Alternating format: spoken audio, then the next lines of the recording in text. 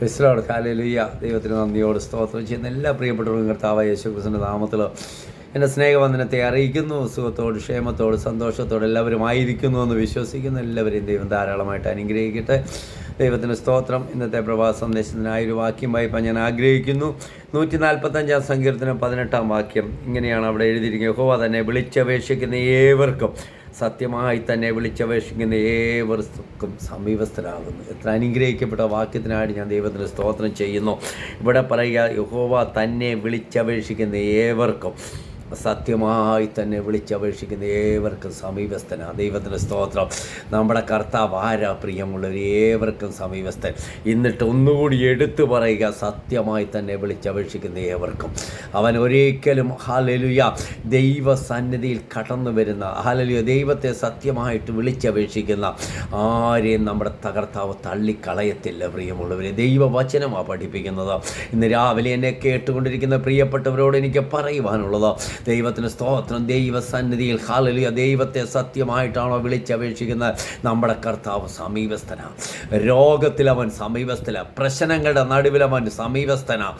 ദൈവത്തിന് സ്തോത്രം. പ്രതിസന്ധികളിൽ കൂടി കടന്നു പോവുകയാണോ, തലമുറയുടെ വിഷയത്തിന് മേൽ ഭാരപ്പെടുകയാണോ, നമ്മുടെ കർത്താവിൻ്റെ അടുക്കവാ. കർത്താവ് സമീപസ്ഥനാണ്. അതിന്മേൽ അവൻ മറുപടിയുമായി ഇറങ്ങി വരുവാൻ നമ്മുടെ കർത്താവ് ശക്തനാണ്. ഒരിക്കലും മറന്നു പോകരുത്. ഹല്ലേലൂയ ദൈവത്തിന് സ്തോത്രം. അതിൻ്റെ മേളിലൊരു വാക്യം ഇങ്ങനെയുണ്ട്, എല്ലാവരുടെയും കണ്ണ് നിന്നെ നോക്കി കാത്തിരിക്കുന്നു, നീ തൽസമയത്ത് അവർക്ക് ഭക്ഷണം കൊടുക്കുന്നതാണ്. ദൈവത്തിന് സ്തോത്രം. അനുഗ്രഹിക്കപ്പെട്ട ഒരു സങ്കീർത്തനമായി 145 സങ്കീർത്തനം. ഇവിടെ പറയുക, ദൈവത്തിന് സ്തോത്രം, എല്ലാവരുടെയും കണ്ണ് നിന്നെ നോക്കി കാത്തിരിക്കുന്നു.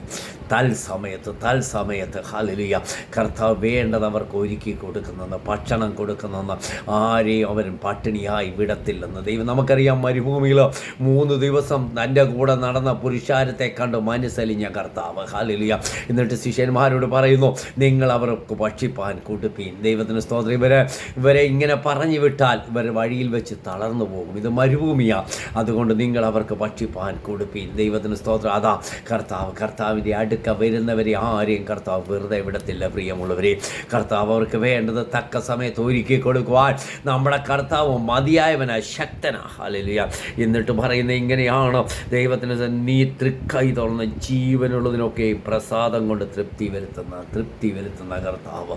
പ്രസാദം കൊണ്ട് തൃപ്തി വരുത്തുന്ന നീ തൃക്കൈ തുറന്നിട്ട് ഹല്ലേലൂയ ജീവനുള്ളതിനൊക്കെയും പ്രസാദം കൊണ്ട് തൃപ്തി വരുത്തുന്ന ഒരു കർത്താവ്. എത്ര നല്ല വാക്യങ്ങളാണ് പ്രിയമുള്ള. ആ കർത്താവിനെയാണ് നമ്മൾ ആരാധിക്കുന്നത്. മറന്നു പോകരുത്. ഹല്ലേലൂയ.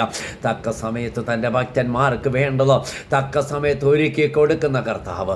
നമ്മുടെ അവസ്ഥകൾ അറിഞ്ഞ്, ആവശ്യങ്ങൾ അറിഞ്ഞ് നമുക്ക് വേണ്ടി സമീപസ്ഥനായി കൂടെ നിൽക്കുന്ന ഏലിയാവ് മരിപ്പാൻ ആഗ്രഹിച്ചു. നമുക്കറിയാം, ചൂരച്ചെടിയുടെ തണലിൽ ഏലിയാവ് കിടന്ന ഹല്ലേലൂയ മതി കർത്താവേ എന്ന് പറഞ്ഞ് മരിപ്പാൻ ആഗ്രഹിച്ച് ഏലിയാവിൻ്റെ സമീപസ്ഥ വന്ന് അവന് വേണ്ടി ഭക്ഷണം ഒരുക്കി കൊടുത്ത കർത്താവ് തമ്പുരാൻ. ഹല്ലേലൂയ. തമ്പുരാനെയാണ് നമ്മൾ ആരാധിക്കുന്നത്.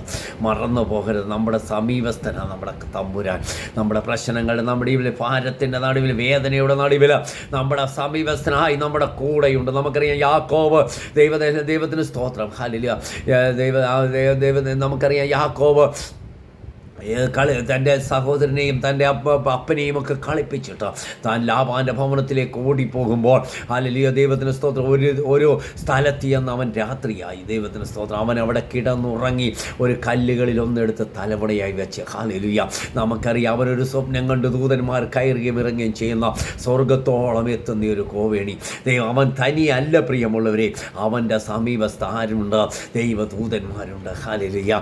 നമ്മുടെ സമീപസ്ഥ നമ്മൾ കടന്നു പോകുന്ന സ്ഥാനങ്ങളിലായിരിക്കും, നമ്മുടെ സാഹചര്യങ്ങളിൽ, പട്ടണങ്ങളിൽ നമ്മുടെ കൂടെ ആരുണ്ട്?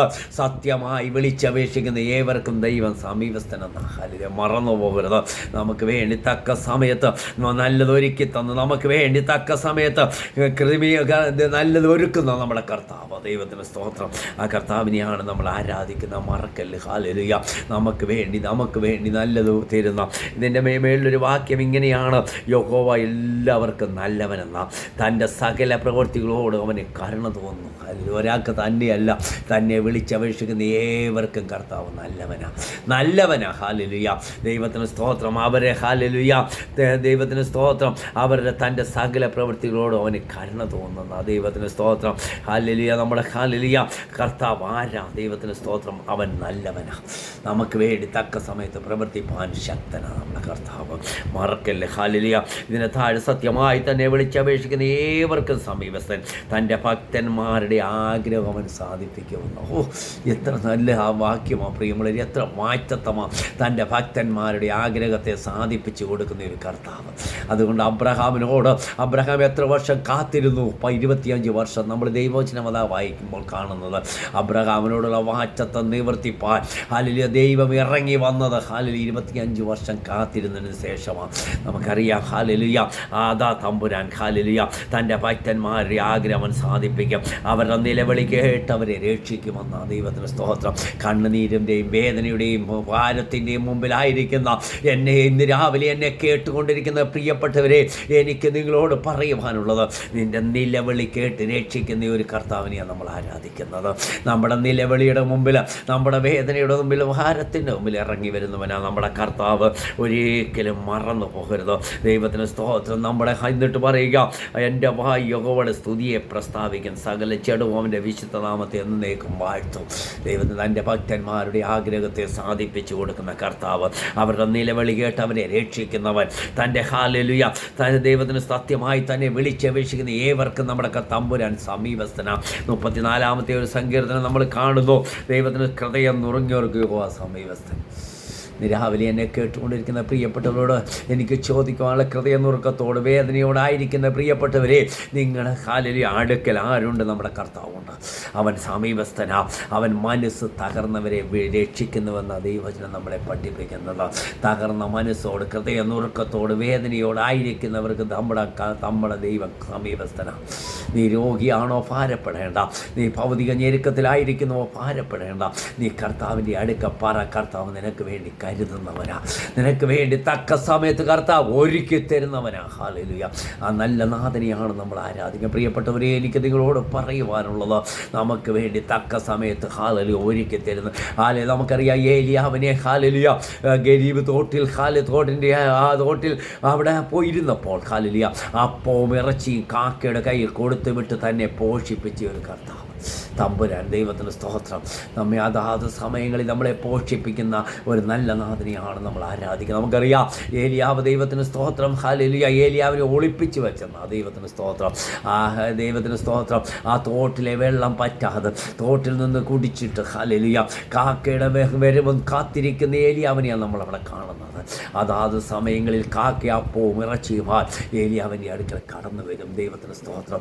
എന്നിട്ട് നമുക്കറിയാം അവിടെ ഇങ്ങനെ എഴുതിയിരിക്കുന്നത്, ഒരു സുപ്രഭാതത്തിൽ തോട്ടിലെ വെള്ളം പറ്റി കാക്കയുടെ വരുമെന്ന്. ഇന്ന് എന്താ കാര്യം? സാരാപത്തിലൊരു വിധവ ദൈവത്തിന് സ്തോത്രം ഹല്ലേലൂയ മരിപ്പാൻ ആഗ്രഹിച്ച ദൈവത്തിന് സ്തോത്രം ആയിരിക്കുന്നു. ആ വിധവയെ പോറ്റുവാനും തമ്പുരാന് പദ്ധതി ഉണ്ടായിരുന്നു.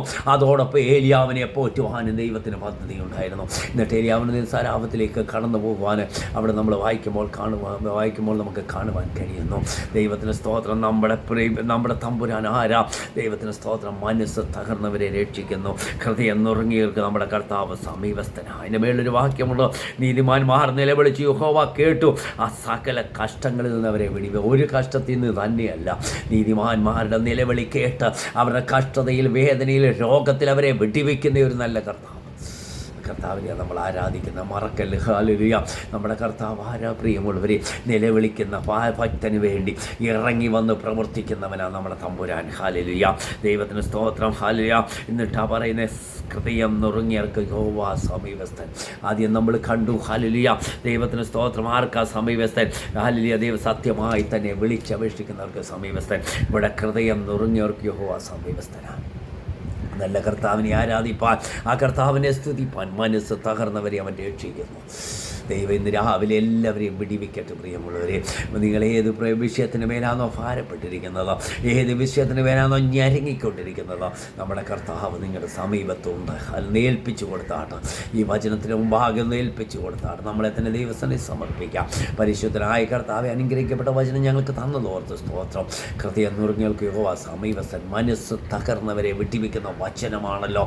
സത്യമായി തന്നെ വിളിച്ചപേക്ഷിക്കുന്ന ഏവർക്കും സമീപസ്ഥൻ, ഞങ്ങളുടെ കൂടെയുള്ള, ഞങ്ങൾക്ക് വേണ്ടി കരുതുന്ന, പ്രവർത്തിക്കുന്ന ഒരു നല്ല കർത്താവിനെ ആരാധിപ്പാൻ ഞങ്ങൾ അവസരം ഒരുക്കുന്ന ഓർത്ത് സ്തോത്രം സമർപ്പിക്കുന്നു, താഴ്ത്തുന്നു, അനുഗ്രഹിക്കണം. പ്രാർത്ഥന യേശുവിൻ്റെ നാമത്തിൽ തന്നെ. ആമീൻ.